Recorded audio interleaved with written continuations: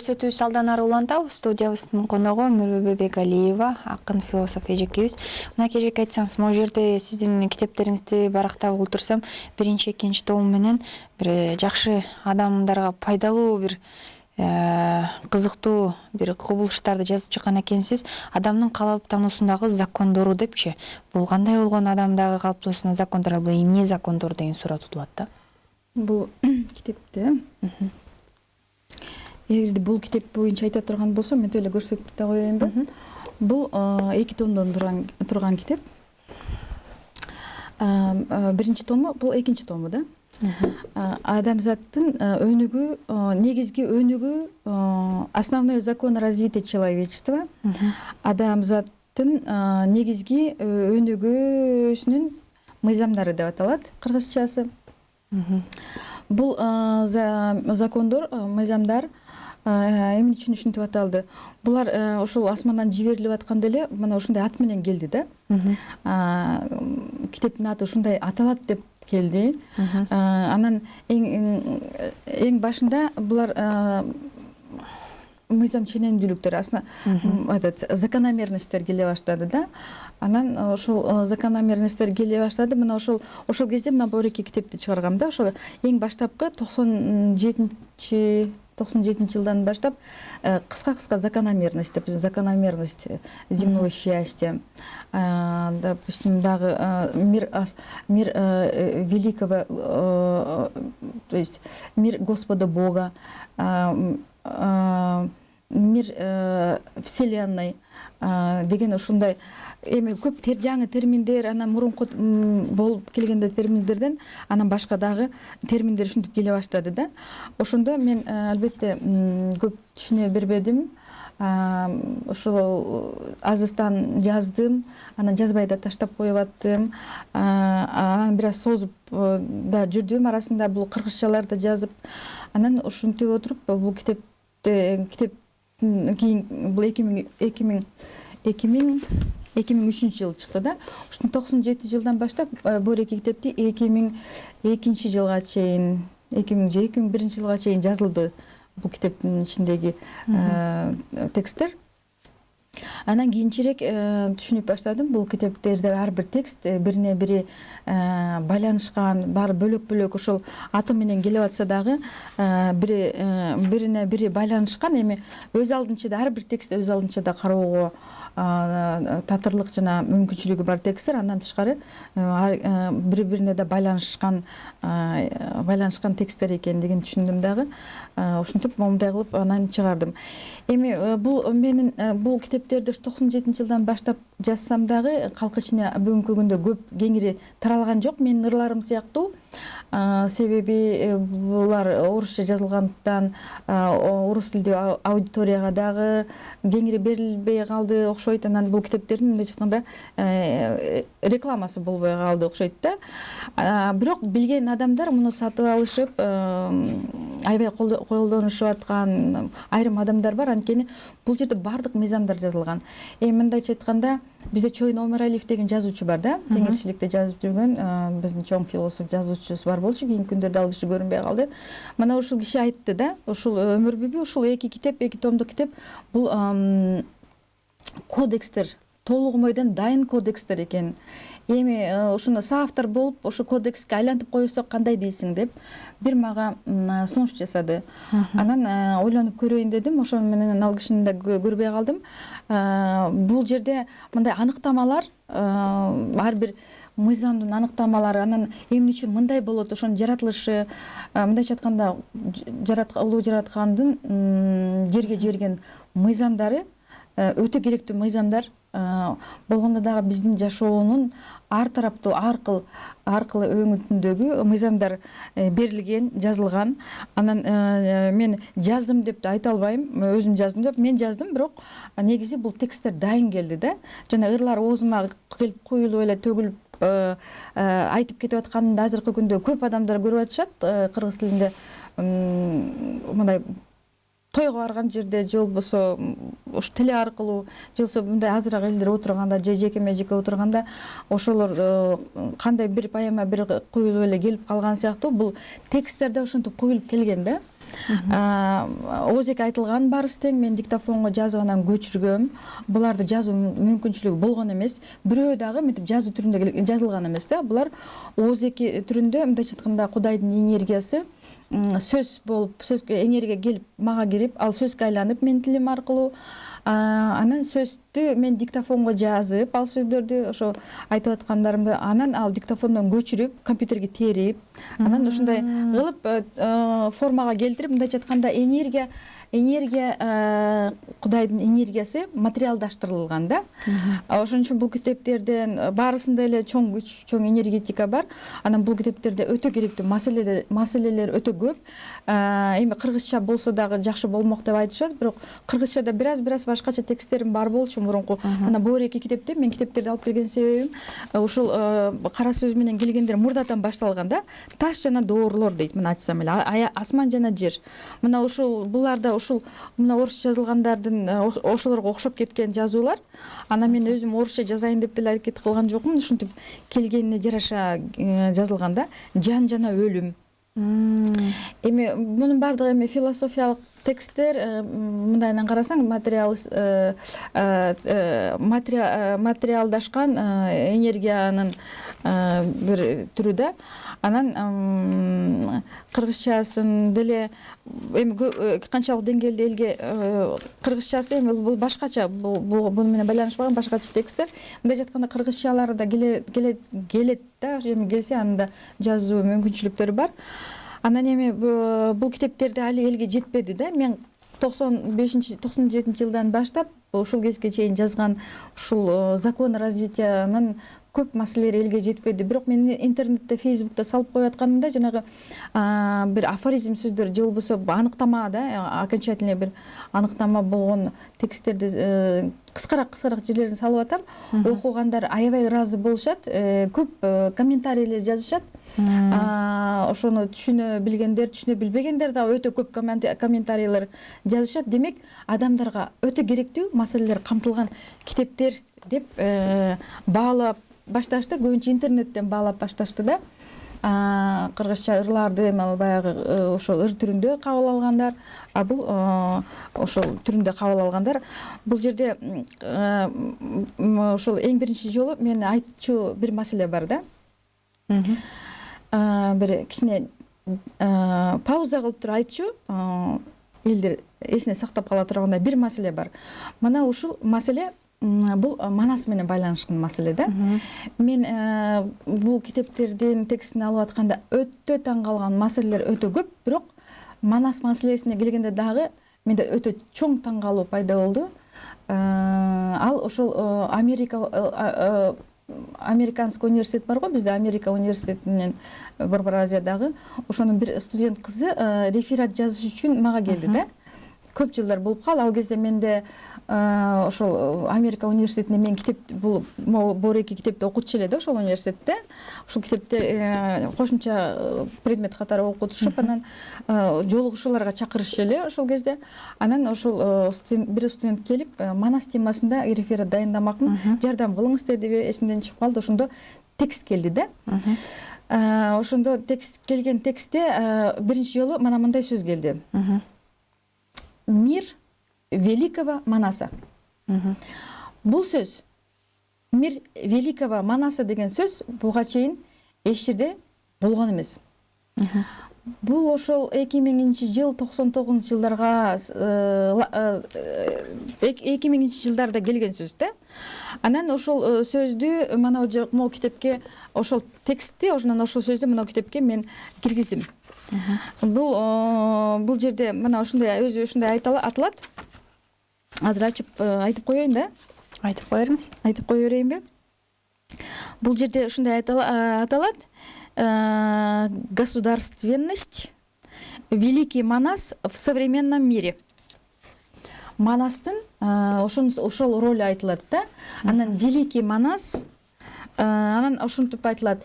Эң биринчи эле бул возник мир Господа Бога во вселенной. Затем после возник мир вселенной. После появления мира вселенной возник мир великого Манаса деген текст келди да. Ушул текстти алганымда, мен ошону жазганымда көчүрүп, мен аябай таң калдым. Биринчи жолу айтып отурам, ушул Манас жаңырыгы телеканалынан бул жөнүндө эч бир каналдан, эч жерден мен бул жөнүндө айткан эмесмин, анткени мүмкүнчүлүк болгон жок. Анан ошондон кийин ушуну кыргызча которушту окшойт айрым адамдар. Ушул сөздү эми тексттин толугунан эмес, кыргызча анан Манас дүйнөсү деген сөз пайда болду да, кыргызча.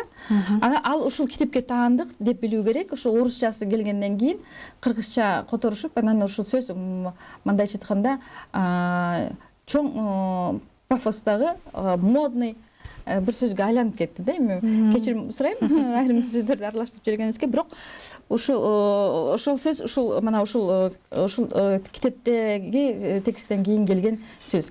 Бул жерде анан ошондо айтылат, Манастын рухунун, биз Манас эпосу жөнүндө гана сөз кылабыз да ушул убакка чейин. Анан Манастын рухунун кандайча иштеп жаткандыгы жөнүндө бир айрым көз ачыктардан эле угуп калган болбосок, мындай илимий түрдө Манастын бүгүнкү күндөгү ролу эч жерде айтыла элек. Дейин десем, бул китепте айтылган. Бул китепте, бул 2 томдукта ушул айтылган. Манас бүгүнкү күндө биздин ушул замандын ишине аралашып, Манастын руху иштеп жаткандыгы тууралуу айтылган да. Анан Манас мамлекеттик маселелерди чечүүдө өзүнүн көп аракеттерин көрүп жаткандыгын, биздеги жанагы айрым революциялык, төңкөрүштүк маселелер болуп кеткени, президенттерди кууп жиберүү маселеси, бул Манастын рухуна байланышкан маселелер да. Мен эми аны жакшы билем, бирок кантип элге ошонун баардыгын түшүндүрүп жеткирүү татаал маселе. Анан бирок мен сүйүнгөн нерсе бул ошонун, мен ошону билем, анан ошону мынтип ачыкка айтып, анан ошол Манастын жиберген маселелерин ыр түрүндө айтканда алар материалдашат дагы, анан ошолор таасир кылат да, анан элдин көөдөнүнө кирип, анан элдер жанагындай ишке бара баштайт да. Масса калк ошол жанагындай мамлекеттик баардык маселелерге катышып жаткандыгы бүгүнкү күндөгү биздин карапайым калктын дагы, баардык элдин мамлекеттин багытын туура алуусуна кам көрө баштагандыгы интернетте да билинет. Гезит беттеринде мурда билинчи, бул Facebook, интернет жок кезде гезит беттеринен бири-бирибизге айтчу элек. Мен баракчалар таркатчу элем, Манас мынтип айтты деп, мен өзүмдүн ишканамда отуруп алып. Анан ошолордун баардыгынын таасири аябай күчтүү болгон ошол кезде дагы. Азыр мен азыраак сүйлөгөнгө аракет кылып, листовка таркатпай калган себебим, азыркы жаштарды интернеттен карап отуруп, башка адамдарды, жаштарды, менин курагымдагыларды, мурунку мондардагы баардыгы ошондой аракетке келгендигин көргөн соң, мен бир кадам артка чегинүүгө аракет жасадым, анткени алар иштесин. Башын баштап ошо Манас рух, Манастын энергиясы баштап ошол багыттап койду. Аны айтууга мен мажбур болдум. Айтылды, ал сөздөр айтылгандан кийин баягы келген энергия сөзгө айланган соң, ал материалдаштырылып, материалдашып баштайт, өзү эле таркап баштайт да, таасир кылып баштайт да айлана чөйрөнүн баардыгына. Анан адамдар азыр ушул калыпка өтүп калыптыр. Жөнөкөй дагы баарысы тең ушул канткенде кыргыз тилин оңдосок, мага ишенбесе Facebook'ту ачып караса, мен ошол кезде айтып аткан маселелерди баардыгы жалпы колко канткенде ошо мамлекетте бизде уурдабай жана башка, бул баардыгынын көңүлүнө сиңген биринчиден. Экинчиден, мамлекет башында тургандар мамлекетти башкара албай калган кезде калк бул инициативаны өзүнүн колуна алат. Бизде ошо Манастын рухунун таасири менен калк өзүнүн колуна алды. Негизи ошондой. Бул мамлекет элдик болуш керек. Мамлекет башында турган чиновниктер калк кызматында болууга тийиш. Бул ушулардын баардыгы мына китептин 2-чи томунда жазылган да. Мен эми буларды таркатыш үчүн аябай көп аракет кылганым, баягы жогорку кеңешке депутаттыкка ат салышканымда ошо таркаткан себептерим дагы ошо элге жетсин, ошол элдер түшүнсүн дедим, кандайдыр бир деңгээлде. Анткени бул мамлекет деген бул өзүнчө фонд деп айтылган да бул жерде. Фонд бул болгон чоң бир фонд. Жана кичинекей фонд сыяктуу эле мамлекет чоң фонд. анан эл ошол жака өзүнүн взносторун чогултуп, анан топтоп алып, ошол фондтон анан азыркы күндө бизде бюджет деп аталат да. Фондтун ошол мамлекеттик фонддун акчасы бизде бюджет деп аталат. Мына ошону түзүп алышып, анан бир башчыны шайлап алышкан илгертен. Ал башчы бизде азыр президент деп аталат. Анан ошентип отуруп, анан бутактанып кете берет да. Мындайча айтканда, башкаруу системасы, бул башкаруу системасы теги жогору жактан, бул ааламдан Кудайдын системасы жерге түшүрүлгөн таризде, бирок бизде бурмаланган жолдор көп. Эми ошол тактык жок. Негизи ошо адилеттүү башкаруу болгон кезде мына ошол жараткан, улуу жараткан каалаган система жерде да болушу керек да. Биз мына ошого аракет кылышыбыз керек. Ар бир азыркы күндө ар бир бүткүл жер шары жөнүндө азырынча кое туралы, бирок Кыргызстанда ар бир адамдын аң сезиминде канткенде мамлекет туура башкарса болот деген сезим жашап жаткандыгы бүгүнкү күндө кубандырат. Бул көрүнүш мамлекет башында тургандарды көзөмөлдөгөнгө жардам берет. Анан мамлекет башына барам деген адамдар өздөрүнүн бир байлыкка колун салып, же болбосо бир жогорку даражага жетем деген ойдон кайтуулары тийиш. Анткени мамлекеттин башында тургандар өтө мыктылыгын ала мамлекеттин башына, же болбосо мамлекетти башкаруу иштерине барып аткан жери жок. Өтө мыкты адамдар, өтө акылман адамдар ошол тарапка өтө деле чуркашкан, аракет кылбагандар деле өтө көп. Анткени бул дүйнөдө ар кимдин өзүнүн биринчиден миссиясы бар. Анан мамлекетти башкаруу ал тарапта турбастан деле калк ичинде туруп мамлекетти башкаруу мүмкүнчүлүктөрү адамдардыкы ачылыш керек. Анын үчүн сөзсүз президент болушу керек эмес да. Бул акылмандар, данышмандардын ошолордун берген кеңеши, ошолордун көрсөткөн жолдомолору, ошолордун жазган китептери, жана көзөтүп кеткендердики дагы мына ошолордун баары аркылуу башкарууга тийиш да мамлекет башында тургандар. Мына ушул деңгээлге жетүүгө аракет жасасак, анан мамлекет башындагы, андан кийинки чиновниктер, же болбосо ошо башкарам дегендердин баардыгы эстеринен чыгарбаса да, өздөрүнүн аң сезимине мына ушуну бекемдеп куюп алса, мына ушул китепте ушунун баардыгы жазылган. Бул ошол башкаруу чөйрөсүндөгүлөрдүн баардыгы калктын кулу катары кызмат кылууга тийиш деген маселе. Жакын арада ушу Манас атабыз боюнча бир жакшы китеп чыгат деген ойдомун. Сиздин калемиңизге, сиздин ошол берметте болгон сөздөрүн терип жазат деген. Анткени аракет жасадыңыз ачып берүүгө. Балким ким билет, ошо биздин манасчы аталарыбыз менен кезигишип, Манасты изилдеген канча деген адамдар бар. Мисалы үчүн биздин дагы Темирбек Токтогазиев агабыз ал дагы ушул Манастын изине түшүп алып аракет кылат ачып бергенге. Айтор ушундай адамдар менен баарлашып, ким билет, балким келечекте сизде ушундай бир жакшы китеп жаралып калабы деген ойда. Эми эжеке мындай сөздүн ошол биздин жыйынтыктоосунда болсун. Демек, азыркы учурдагы деги эле ушул сиз жазып жаткан китептердеги сиз айткан ой толгойлордун баардыгы азыр жаштарга келип, демек жаштарда канат байлап, жакшы ой пикирлер менен Кыргызга бир салым кошсом деген өзүнүн патриоттук сезимдери күчөп, сизди жана бизди сүйүндүрүп жаткан учурунда бир ушул маектин соңунда өзүңүздүн ой пикириңизди айтып, бир жыйынтыктап койсоңуз. Эми бул китеп жөнүндө айтсам өтө көп. Анан дагы бир жаштар эгер көрүп угуп аткан жол мурунку моун болсо деле, могу китепте көп жеринде жазылган канткенде мыкты лидер болсо болот. Кандай адам мыкты лидер боло алат, кандай адам ошол мамлекеттин башындагы иштерди көзөмөлгө алып башкарып кетүү мүмкүнчүлүгүнө жетише алат деген маселелер могу китепте өтө көп камтылган. Кызыккан адамдар болсо мага кайрылышса да болот. Мен борборду ачкам, ошо борбордо бир аз жакшы иштете албай жүрөм. Мен ошол баазы мүмкүнчүлүктөрдөн пайдаланып, бир дагы салымымды кошкум келген. Кайсы кыздар, кайсы жигиттер ушул өздөрүнүн пайдасын тийгизип, лидерлик сапаттарга ээ болуп, биздин мамлекетти көтөрүп кетүүгө мүмкүнчүлүктөрүн таба алышат, жана ошолор кимдер болушу мүмкүн, ошолорду аныктай турган бир борбор негизи ачкам. көп жакшы көп ишке кире элек. Эгерде ошондой ошол максатта каалоочулар боло турган болсо, Кудайдын жардамы менен, Манастын рухунун жардамы менен ошолорду туура багыттоо мүмкүнчүлүгү ачылат. Менин ошо корутунду сөзүм ушул. Эми айтчу маселем өтө көп. Ошо бүгүнкү күнү дагы жардамдын бири ушул болууга тийиш да. Кимде ким өзүн келечегин сынатып көрүүгө, же болбосо өзүнүн ошол тарапта мүмкүнчүлүк барбы же жокпу, ошону сынатып көрүүгө каалоосу болсо, мени менен байланышсын. Лидер болчу адамдын ошол сапаттарын же ачып берүүгө, же анын ошол тарапта болбой эле башка кайсы тарапта өзүнүн ордун табуу мүмкүнчүлүктөрү бар экендигин жардамдашууга күч бар. Жакшы эжеке, сизге ийгилик каалайбыз. Ошол жылдын соңунда кезигишип отурабыз. Бул жылдагы жетпеген ийгиликтерди Кудай буйрса келаткан 2017 жылы чогуу жетели. Ден соолукта болуңуз. Эми мен рахматты айтып кетейин. Манас жаңырыгы каналы, Манас жаңырыгы телевидениеси ушул чоң ааламдык көз караштагы маселелерди айткан кезде эч качан мындай запрет тыюу салбайт. Мен ошонун үчүн ошо биздин Манас жаңырыгынын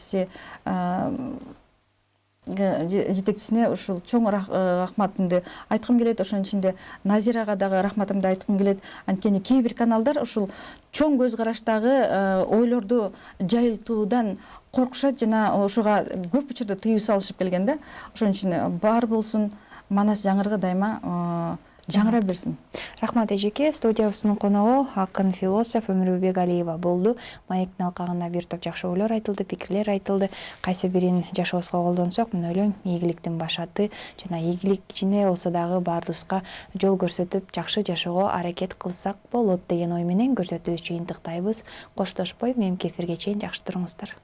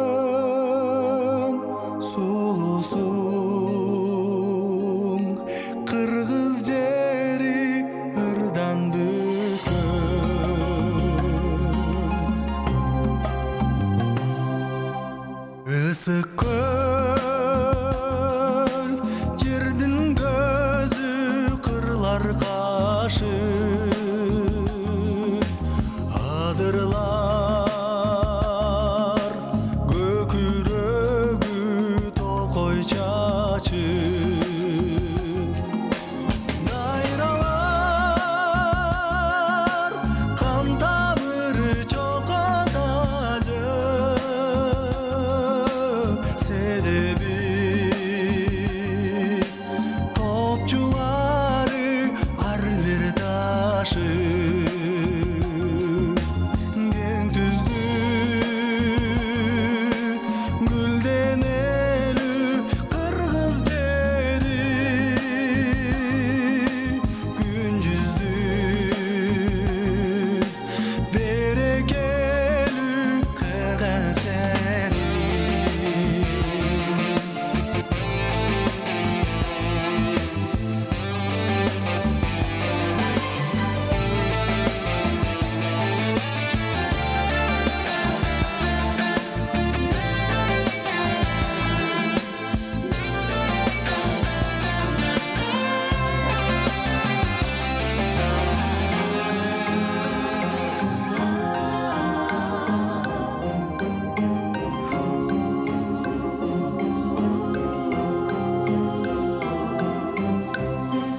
Жылдыздар көк бетинен өчкөн кезде